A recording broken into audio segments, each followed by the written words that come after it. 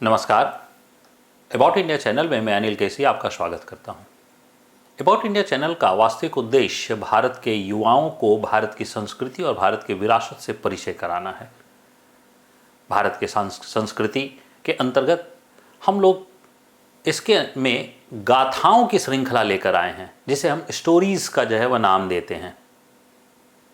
और इसमें कई गाथाओं की चर्चा वह होती है और उसका कुछ विश्लेषण वह किया जाता है। आज की श्रृंखला हम लोग वह भारत में एक महान वीर सपूत का जन्म हुआ था, उसके ऊपर हम लोग वह एक गाथा वह लेकर आए हैं, जिसका नाम था अभिमन्यु। अभिमन्यु का नाम आते ही दिमाग में वह एक चित्र वह जन्म ले लेता है कि हाँ, एक वीर योद्धा जो अपनी वीरता का संघर्ष करते हुए हार गया।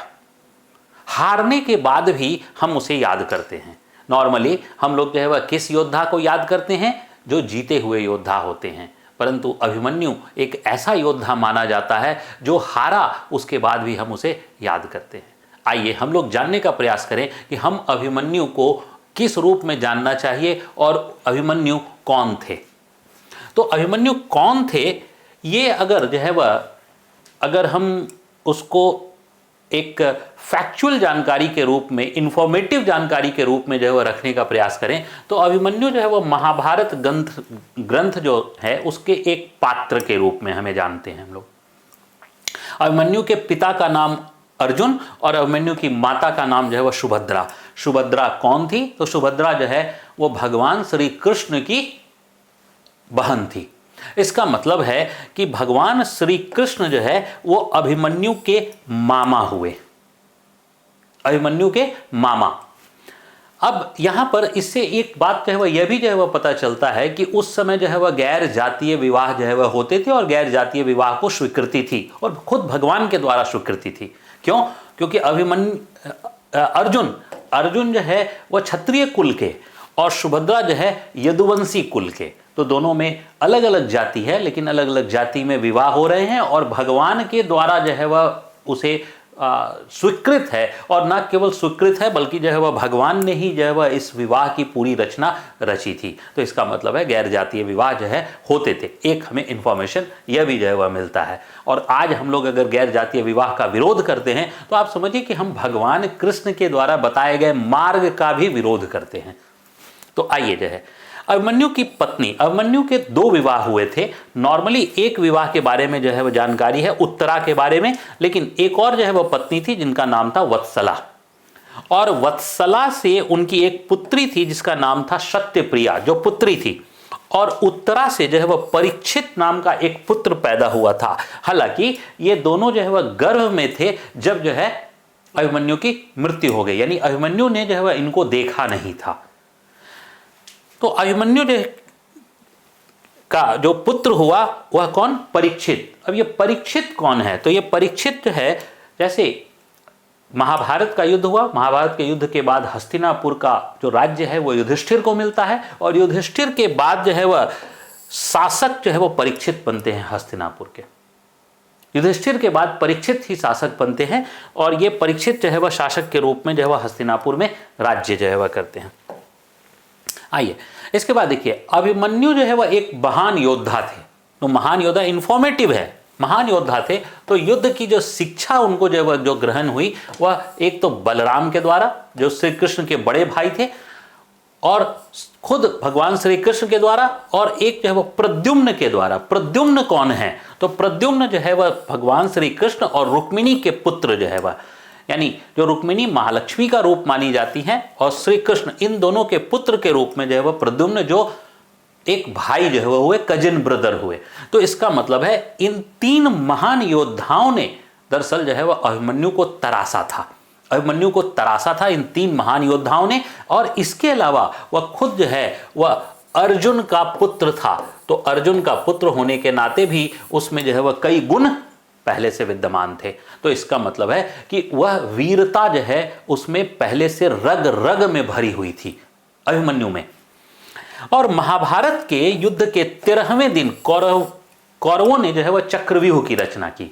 तो चक्रव्यूह जो है वह क्या था? तो चक्रव्यूह जो है वह एक प्रकार का एक ऐसा जो है वह रचना थी जिसमें एक प्रवेश तो जो है वह कर सकता है, लेकिन उसके निकलने के जो है वह जो मार्ग है, वह मार्ग जो है वह एक तभी मिल सकता है जब जो है वह उसके 7 दरवाजे तोड़ दिए जाए। तो दरअसल हुआ क्या, जो 13वें दिन जो गुरु द्रोणाचार्य ने व्यूह की रचना की, तो उस दौरान में जो है वह सुशर्मा जो कौरव के एक योद्धा थे, छल से अर्जुन और श्री कृष्ण को युद्ध भूमि से दूर ले जाते हैं। और उसके बाद इसी जो है वह इस व्यूह की रचना की जानकारी जो है वह मिलती है, और इस व्यूह में जो है वह कौन जो है वह तोड़ेगा इस व्यूह को, किसी के पास जो है वह नहीं था। और इसका उद्देश्य था कि व्यूह को जो है वह रचना रचकर युधिष्ठिर को बंदी बना लिया जाए। लेकिन ऐसे में जो है अभिमन्यु जो है वो सामने आते हैं और कहते हैं कि नहीं, मैं जो है वह इस व्यूह को तोड़ूंगा और मैं 6 दरवाजे तोड़ना जानता हूं, 7वें दरवाजे मैं नहीं तोड़ पाऊंगा। क्यों? क्योंकि कथा हमें मिलती है कि जब जो है अर्जुन जो है वह इस व्यूह की रचना के बारे में सुभद्रा को जो है वह बता रहे थे, तो सुभद्रा जो है कि गर्भ में अभिमन्यु थे और उसने गर्भ में 6 व्यूह की रचना को तोड़ने की जानकारी सुनी थी, लेकिन 7वें व्यूह की रचना इसलिए नहीं सुन पाए थे क्योंकि उनकी माता यानी सुभद्रा उसके पहले सो गई थी।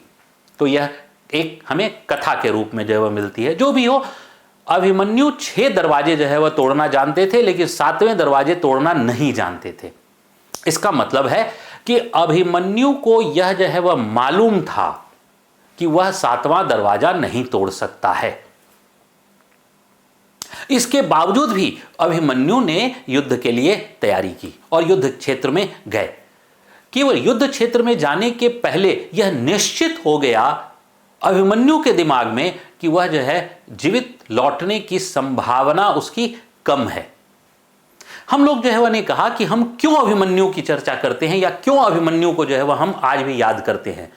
यानी युद्ध क्षेत्र में जाने के पूर्व जो है वह निश्चित हो गया कि वह जो है नहीं लौटेंगे, संभावना। उसके बावजूद भी एक 19 साल का युवक वह तैयार है कि हाँ वो जाएगा। जैसे जो है वह मान लीजिए कि कैप्टन विक्रम बत्रा, उन्हें पता था कि वह जो है वह पहाड़ियों के, कारगिल की पहाड़ियों पर जाएंगे और उनके लौटने की संभावना कम है, फिर भी जो है वो कैप्टन बत्रा जो है वह गए और वहां शहीद हुए। और उनके शहीद होने की स्थिति को हम लोग आज भी नमन करते हैं, याद करते हैं। और भारत की भूमि जब तक है तब तक कैप्टन बत्रा जीवित है।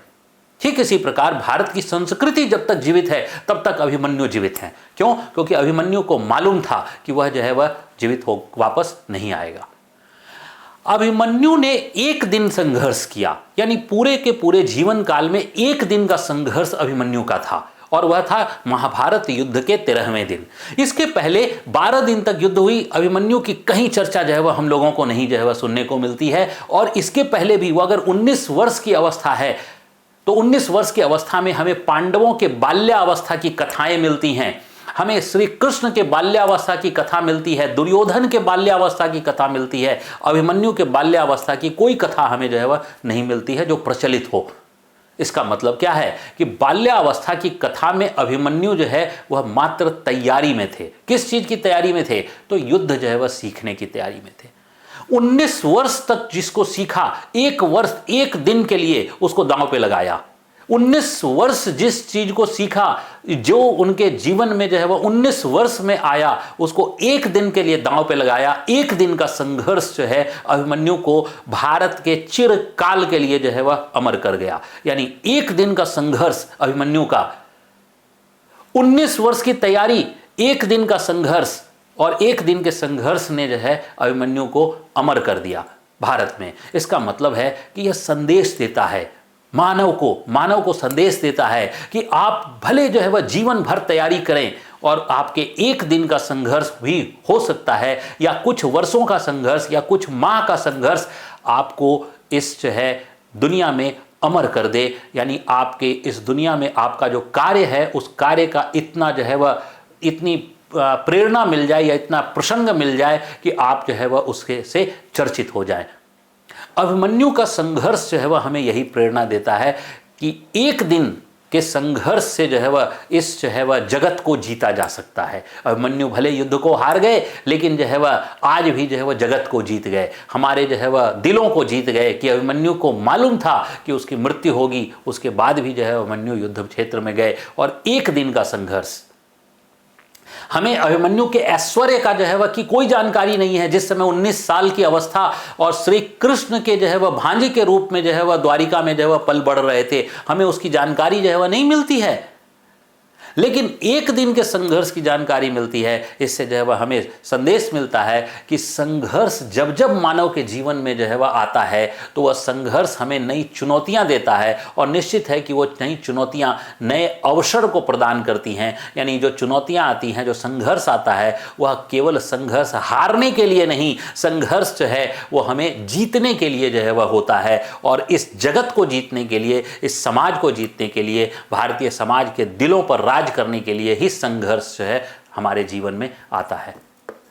अभिमन्यु की कथा हमें यही संघर्ष की कथा जो है कि प्रेरणा जो है वह देती है। मैं अनिल केसी आप सबका धन्यवाद करता हूं। जय हिंद।